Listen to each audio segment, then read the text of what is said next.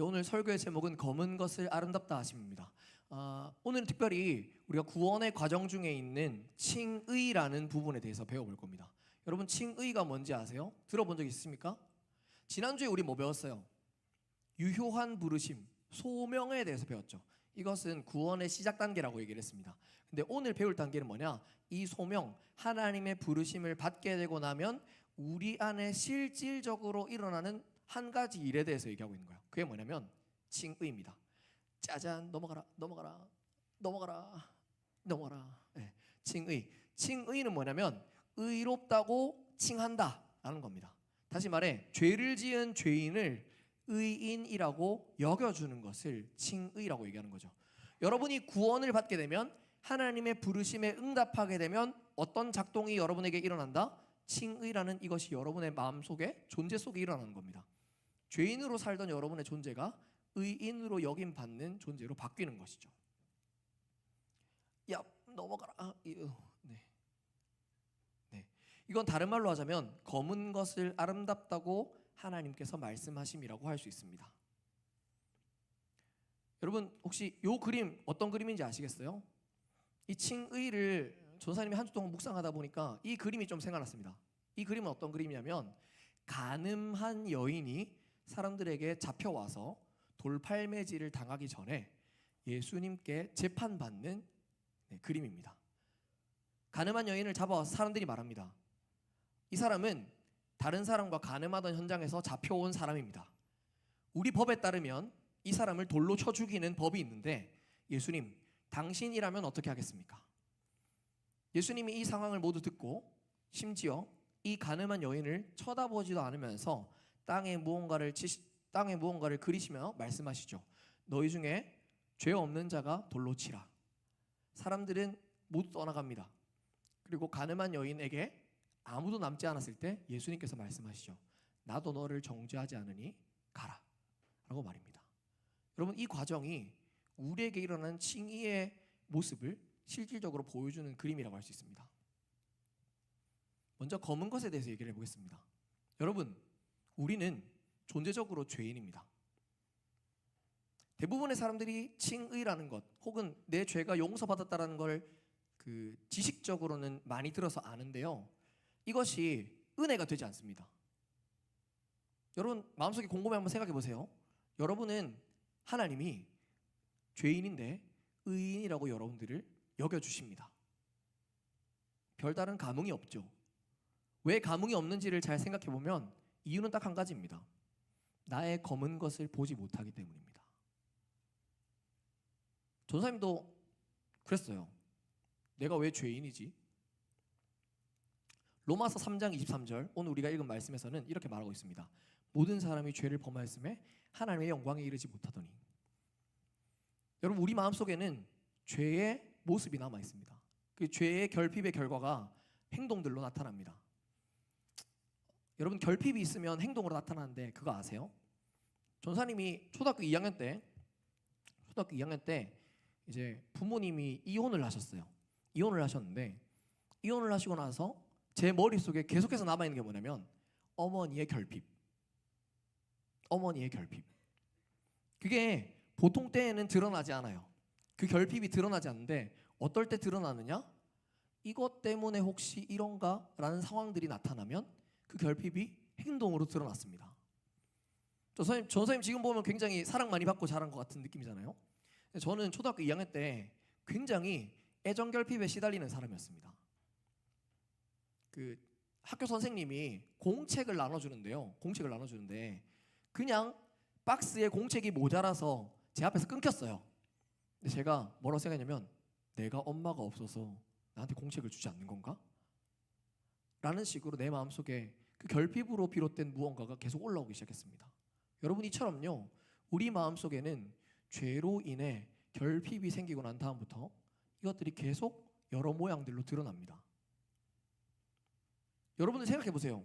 여러분들이 지금 겪고 있는 고민, 여러분들이 지금 받고 있는 모든 스트레스, 사실 엄밀히 말하면 죄로 인한 결핍이 여러분의 삶에 드러나고 있는 겁니다. 아무도 자신의 성적에 만족하는 사람은 없습니다. 왜 난 부족하지? 왜 난 이거밖에 안 되지? 전사님이 너무 마음이 아팠던 게 뭔지 아세요? 여러분, 그 수성구에 있는 친구들은 대체로 공부를 잘합니다. 아세요?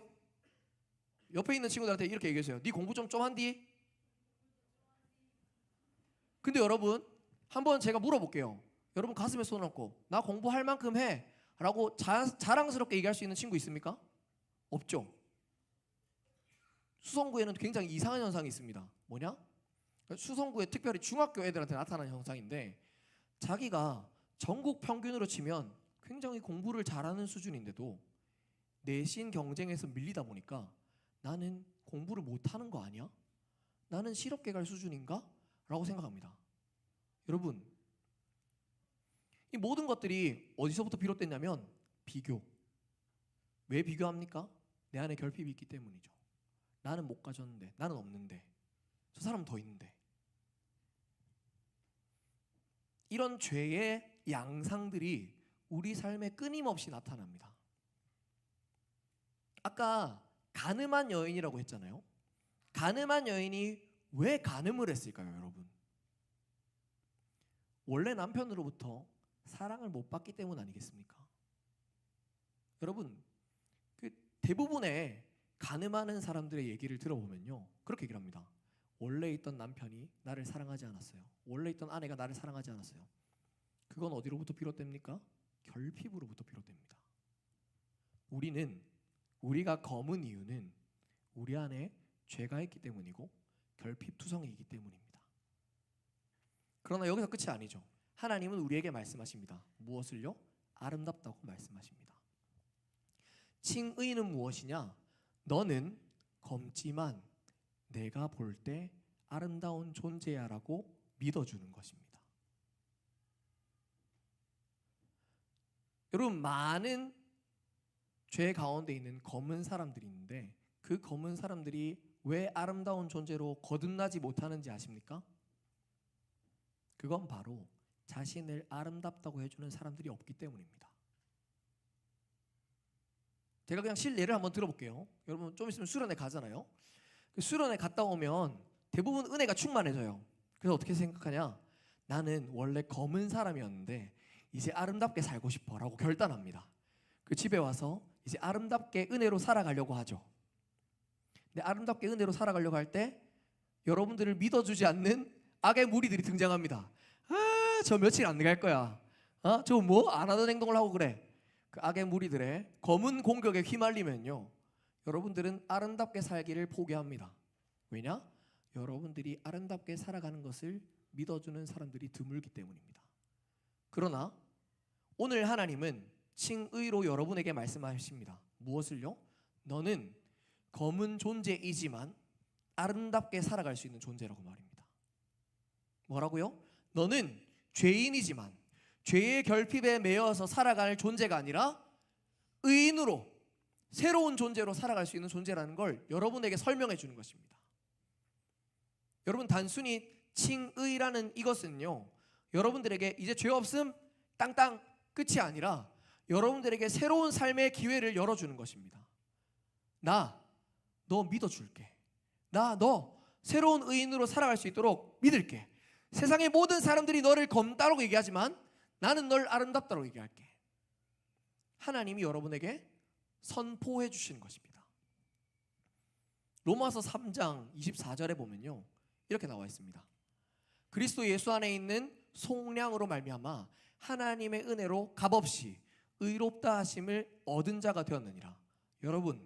여러분들은 검은 존재이지만 예수 그리스도로 말미암아 새로운 존재를 얻은 사람들입니다.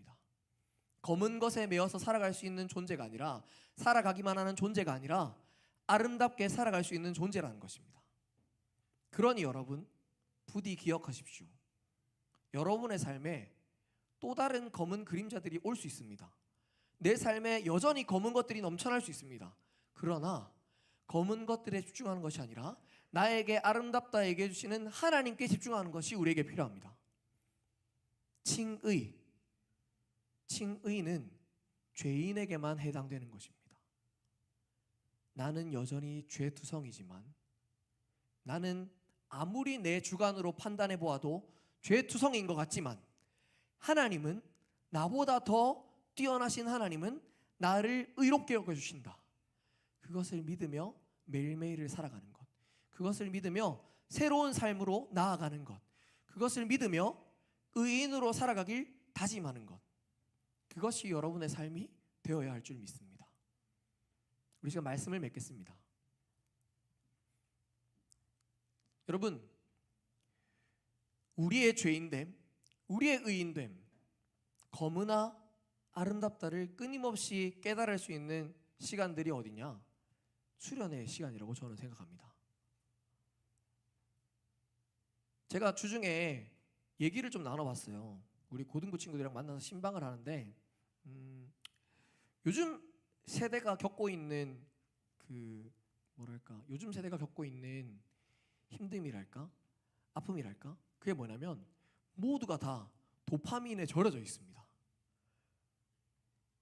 진짜 대부분의 사람들이 다 ADHD를 조금씩 앓고 있는 것 같아요. 소련쌤, 우리 반주해 줄 수 있으면 반주 한번 해주시면 좋겠습니다. 첫 번째 곡 할 거고요. 여러분 보세요. 지금은 도파민에 절여져 있는 시대라고 해도 과언이 아닙니다. 여러분이 일상을 살아내면서 검으나 아름답다고 얘기하시는 하나님의 음성을 잘 들을 수 있는 상황에 놓여 있다고 생각하세요? 저는 그렇지 않다고 생각합니다. 전사님 이번 주 한 주 내내 기도하면서 좀 바라보는데 수련회 1박 2일, 2박 3일 이렇게 등록한 친구들이 있더라고요. 근데 여러분 잘 생각해 보세요. 1박 2일 하나님께 집중하기 위해서 수련회장에 올라가서 여러분 예배에 집중하려고 하면 여러분들은 그동안 쌓아놨던 그 모든 도파민에 절여져 있는 것들을 다 제해야 됩니다. 전사님이 고집스럽지만 3박 4일을 고집하는 가장 큰 이유는요, 여러분 공부하려고 앉아도 집중하기까지 1시간 2시간이 걸리는데 하나님 만나려고 여러분의 삶의 모든 것을 차단하고 끌어도 집중할까 말까 한 거 아니겠습니까? 어떻게 저녁 집회만 가서 집중이 됩니까? 기도가 됩니까? 하나님의 음성을 들을 수 있습니까? 하나님의 음성을 들으려면 여러분의 삶의 모든 환경들을 거기에 집중할 필요가 있어요. 여러분은 끊임없이 여러분의 검은 것들로 인해 고민할 겁니다. 여러분의 검은 것들로 인해 불안해할 겁니다. 그러면 거기서 멈추는 것이 아니라 아름답다고 얘기하시는 하나님의 음성을 들어야죠. 이 수련의 시간은 그런 시간이 될 거라고 생각합니다. 여러분에게 검은 것을 뛰어넘어 아름답게 살아갈 수 있는 인생으로 초대하시는 주님의 음성에 귀 기울이는 여러분들이 되면 좋겠습니다. 우리 그런 마음을 담아서 함께 고백합니다.